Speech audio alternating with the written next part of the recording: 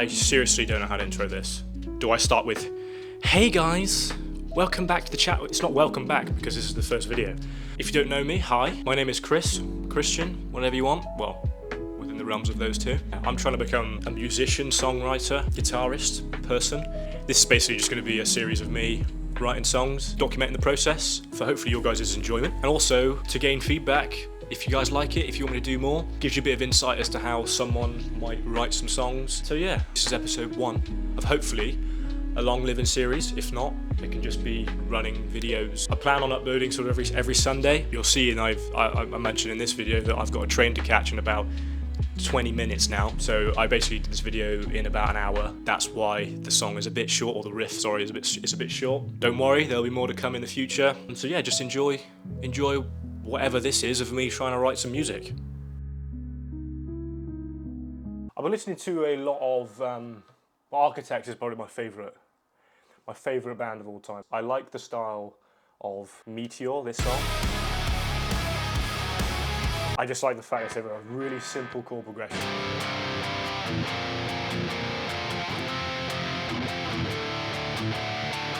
Something like that, but then it's got some sort of a really cool little lead sound behind it. And I'm going to try and recreate that. But first of all, we should get the chord progression that I want. Bear in mind, I've got about 2 hours. I've got a train to catch in 2 hours. So I'm going to have to conjure up something in 2 hours. See if we can do it. Again, E standard. We're using Archetype Nolly today. This is the only one I have. I don't know why I said today. Hopefully I get more in the future. I like Kyan Hushmans, I think is how you pronounce his name. But his default is...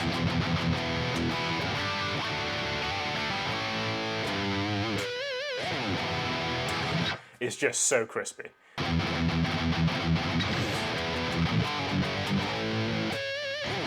Yeah, we're going to try and figure out what we can do with like a chord progression. Is it going to be power chords? Probably going to be power chords, because I'm not that good of a guitarist. So we're trying to figure it out as we go.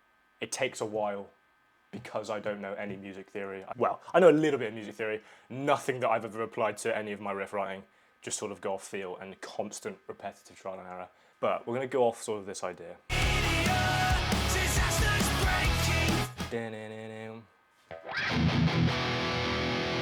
Of course, got to make sure you're in tune.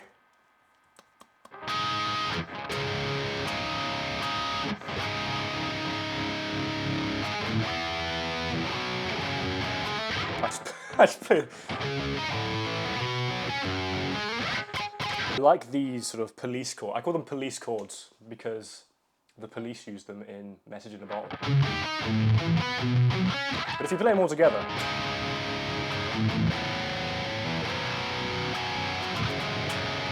and it's quite a spidery looking thing.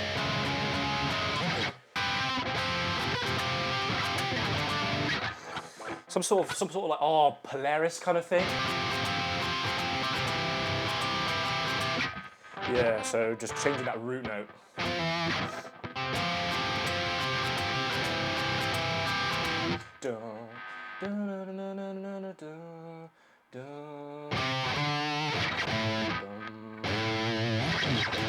Yeah, that's kind of how I do it. I kind of just, I say the note, I sing the note or hum the note, whatever you want, and I then figure out where it is on the fretboard. I don't know where it could be, but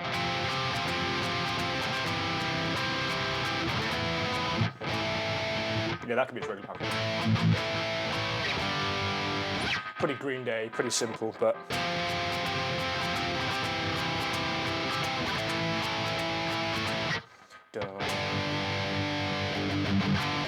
something like that. But if we can get those first 4 chords,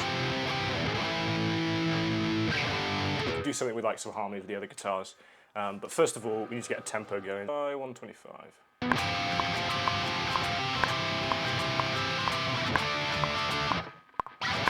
Yeah, I like 125. We'll go 125, and we'll try and record that first bit. Every guitarist can relate that the G string is gobshite. Sort of more poppy, which isn't Architects like, but we've come up with it, so we're just going to record it because I don't have much time. And what I like to do, which every guitarist should do, is do doubles. So track your left guitar and your right guitar just play the exact same thing. It just thickens it up.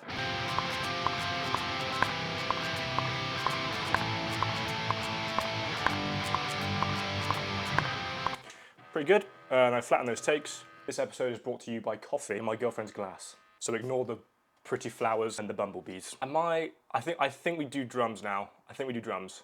Yeah, we'll do drums. We'll do drums. I have got a keyboard, this fine contraption, but I'm not going to use it because I don't really want to, and I'm not good at keys. So if we focus on programming it in. The drums take normally quite a while for me because I'm not a drummer. So any drummers, please help me. I kind of just think about it in my head. So we're going to start off with a double cymbal crash. So we're going to find those there. Now this could be an intro. So we're going to, we'll probably have it simple. We'll do a different cymbal. Da-doo.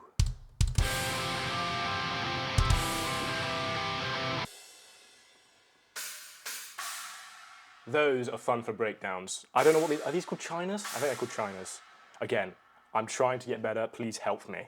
Bum, bum, bum, bum, bum, bum, bum. No, that's too poppy. That's too poppy. Don't like it. Next. It's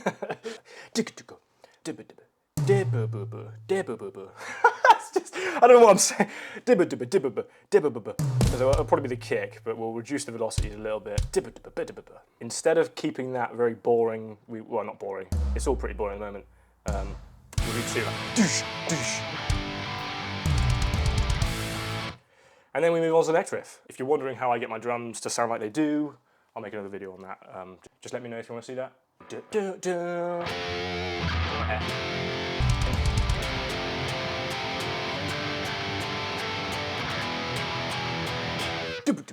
Yeah, okay.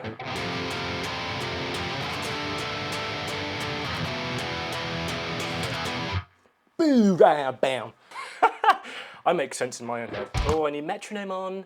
Don't forget your metronome, guys. Where are my thimbles gone? Where are my thimbles? Oh, no. Yeah.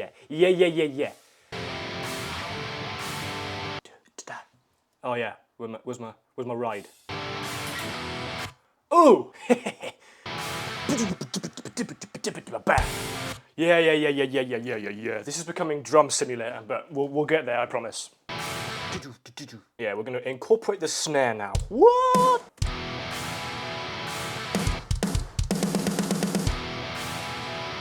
So I don't know. It's a really boring drum fill. I don't know, something like that. It's becoming very Avenged Sevenfoldy, but that's all right. No, that's shit. No, get rid of this. Get rid of it. What are you doing? Yeah. Change this to 30-second notes. 30-second notes? Couldn't tell you, love. And then we'll make this a flam. A flam? Flam. I think it's a flam. You just have a little bit of a snare just before.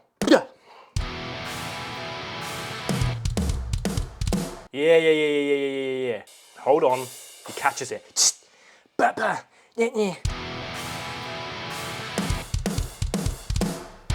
Oh, see, now he wants to do that. Yep, that'll do.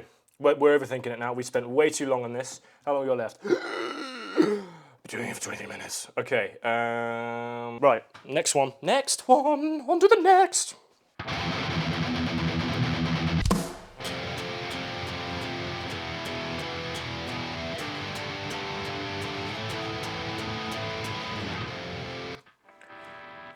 Sure. No, it's no. Yeah, no, I'm too rhythmic. Dum.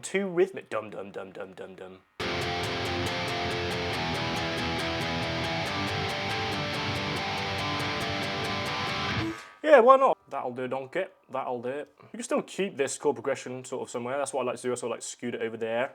Maybe use it later for a different part of the song. Back to drums. I like the snare on 2 and the 4 normally. Because I can. Oh, that's not on the 4. Silly man. It's very simple, but I don't have much time. With the ride, I'm trying to emphasize the dum. The sort of the bouncy. It sounds pretty flat at the moment, but again, I haven't got bass or anything.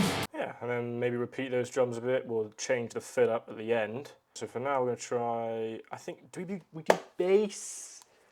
probably do bass. I quite like the sound of this already, so we'll probably add one of these. Probably? Why did I say probably? We're going to add one of these. This is Eurobase 3, a submission audio plugin. Love you guys. And I run the DI, so the direct input to parallax. What I like to do when I'm programming bass is I bring the guitar with me, my little precious, and I remind myself what I just played.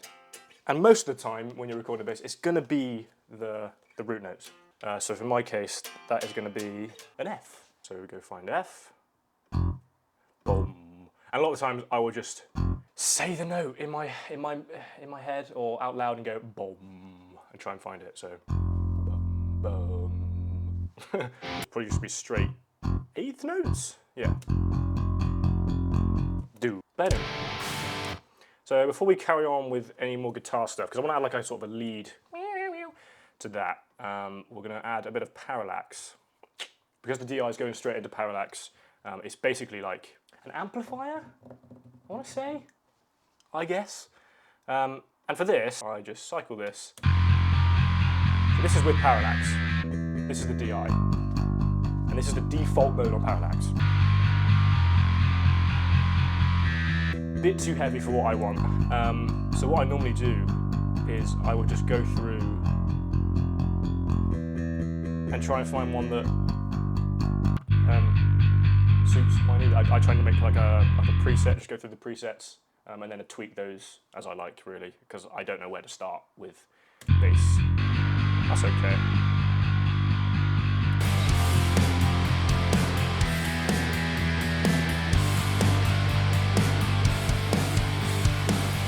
And then for now, probably just gonna try and do a bit of a lead behind this. So we've got our rhythm guitars here, so I create a summoning stack, so just by double clicking on it, create track stack, summoning stack, and then I'm gonna label that rhythm guitars.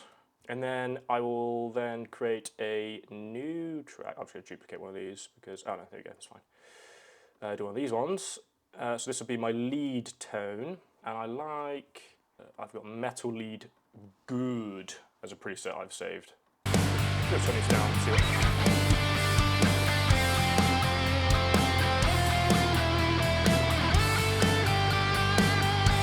Something like that, I don't really know.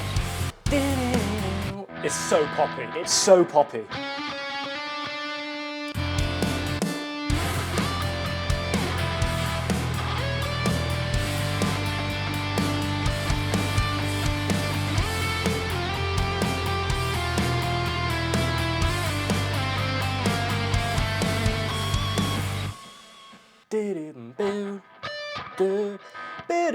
It's probably gonna be my hardest bit. This is gonna be the bit that's like gonna take the longest time, but that's okay.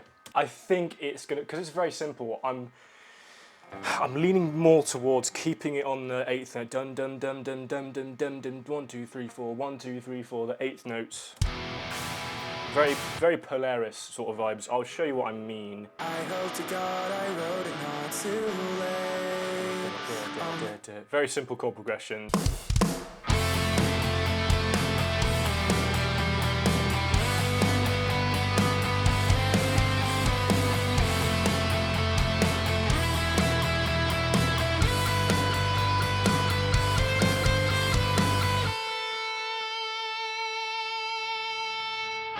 I quite like the idea. I like that. That sounds kind of good. But having sort of like a, not a call and response, but kind of a harmony sort of with that.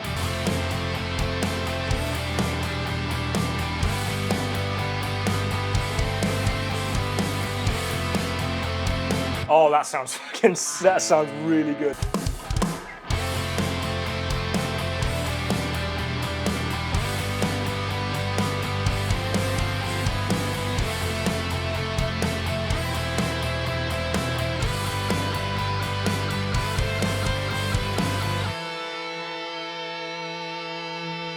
That kind of sounds pretty sick. And then my plans are, we'll keep this. That might be like a cool sort of chorusy, that like a final chorus that leads back into the rhythm section of the intro. So now we've kind of got an idea going, quite a cool one actually. we will create a new track stack like I did with the rhythm guitars. And then I'm going to call this lead guitars. And then what I'm going to do is I'm just going to put a little bit of compression.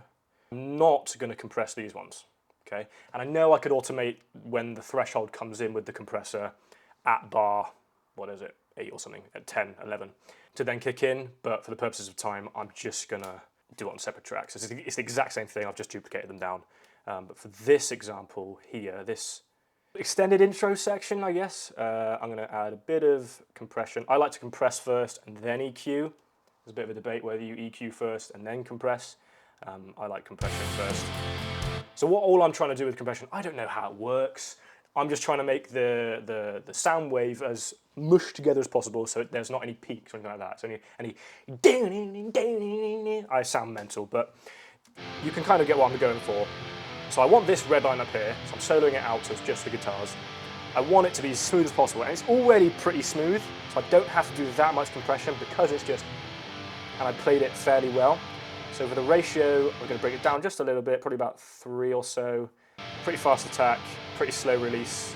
So the attack is how fast the compressor acts onto the sound, and then the release is how fast it then brings the volume back. So if I want it to be clamped down pretty quickly, so that's why my attack's quite fast, and then the release I'm going to do fairly slowly just so that it kind of stays relative, so it's slowly, so bang, slow, bang, slow, bang, slow, bang, slow.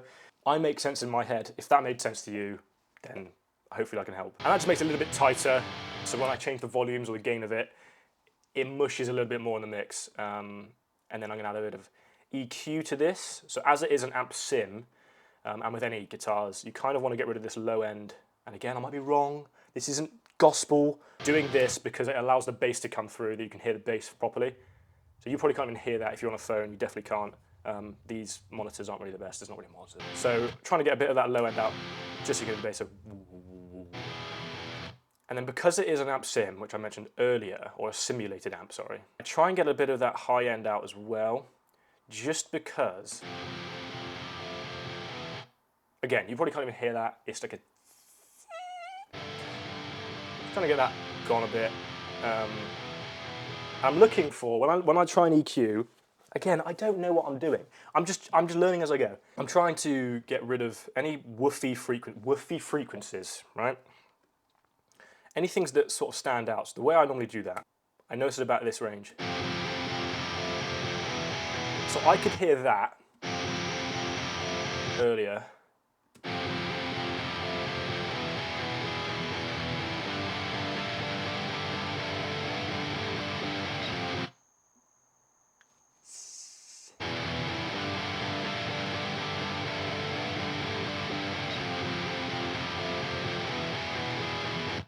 I think I can hear another one. I might be wrong, I don't know what you want.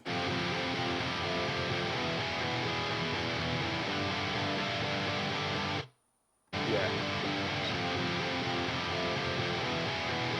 And then what I like to do to even get the bass out a little bit more, so all this is doing is it's pushing it down, so I've changed the range, the dynamic range on it. So whenever these sort of peaks go over the bar here, this dot, this lovely little Q dot, it ducks slightly. And I would go and sidechain the bass kicks to the bass. I can't really be bothered right now because, like I said, I've got about 30 minutes until my train leaves. So should probably crack on. Do you notice that you probably can hear the bass a little bit clearer now? Maybe.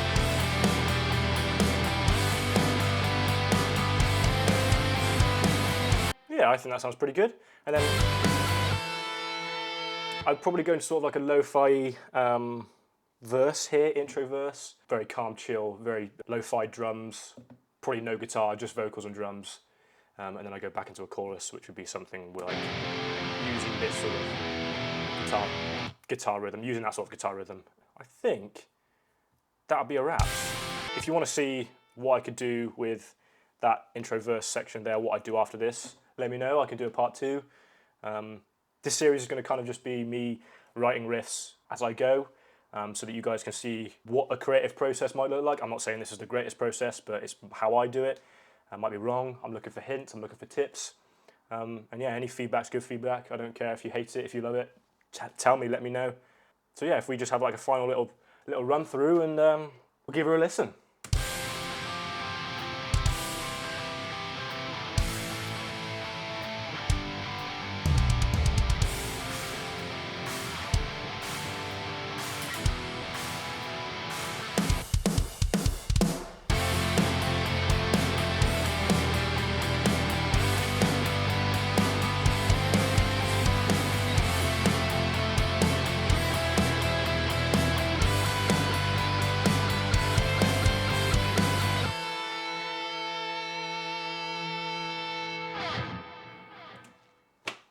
Pretty self-explanatory.